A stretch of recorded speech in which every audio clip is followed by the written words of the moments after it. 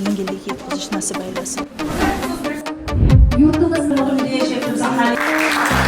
Toshkent Management va iqtisodiyot institutiga o'z minnatdorchiligimni bildirmoqchiman. Bugun qizlarga mana shunaqa chiroyli tadbir tashkillashtirishgan va unda meni spiker sifatida taklif qilishganligi uchun.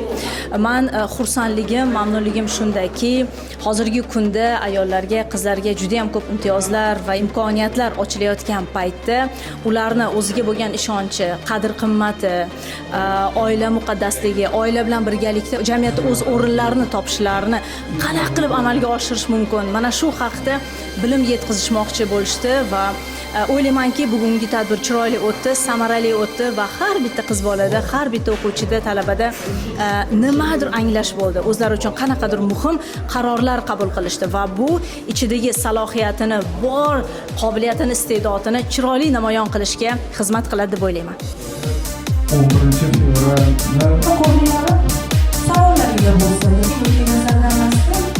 11-fevraldan Ochig'i Toshkent Management va iqtisodiyot institutida bunaqa ko'p qizlar o'qiydi deb o'ylamagandim. Bu o'zi katta ko'rsatkich. Bugungi tadbir mana shunday muhim bir kunda, ya'ni xotin-qizlarning ilm-fandagi rolini ta'kidlash uchun xalqaro kun bu. Shu kunda o'tkazilayotgani juda ham katta ahamiyatga ega. Mana spikerlar, o'zini kasbini ustalari, olima, yetuk jamiyatda o'zini topgan ayollar bugun qizlarimizga o'z hayotiy tajribalarini aytishyapti. Umid qilamanki, bu tajribalar ertaga shu qizlarimizning hayotida albatta o'zini aksini topadi. Oilada ham biznes qilish mumkinligini, turmushga chiqqandan keyin ham o'zini shaxsiy brendini rivojlantirib, biznes ledi bo'lish kerakligini o'zimiz holimda qizlarga ozgina motivatsiya berdik. Turmush o'rtog'im bilan o'ylaymanki, qizlarimizga bu juda ham manfaatli bo'ladi bu uchrashuv va hayotda qaysi birimizdan, qaysi gaplarimizdan olib, hayotda o'zligisiga qo'llab, inshaalloh kelajakda qaysidir yutuqlarga erishadigan umiddamiz. Bugun men uchun juda ham quvonchli kun bo'ldi, sababi Toshkent Management va iqtisodiyot institutida talaba qizlar uchun alohida davra suhbati bo'lib o'tdi. Bu davra suhbatida nafaqat tadbirkor ayollar, psixologlar, siyosat olamidagi ayollar va juda ko'p ekspertlar ishtirok etdi.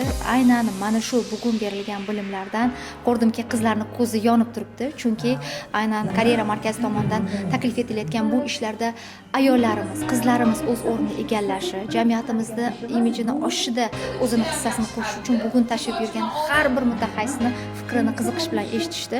Men aniq aytaman, mana shunday davra suhbatlarini ko'plab takror va takror uyushtirilishi aynan jamiyatimiz, o'zbek qizlarimizni o'z yo'lini, o'z karyerasini, o'z bilimlarini oshirishda eng haqiqiy asosiy ko'prik va kalit rolini o'ynaydi. Bugun uchun tashakkur qilaman. O'ylaymanki, bunaqa tadbirlarni hamma institutlarda qilib, shunaqa qizlarga motivatsiya berishinglarni juda ham xohlagan bo'lardik. Rahmat shunaqa tadbir tashkil qilganingiz uchun.